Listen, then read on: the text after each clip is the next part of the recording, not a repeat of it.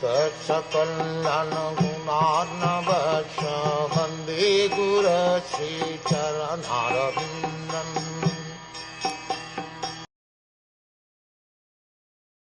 At that time Arjun, the great warrior and conqueror of sleep, who is the intimate friend of the most beloved Supreme Lord, took up an umbrella which had a handle of jewels and was embroidered with lace and pearls.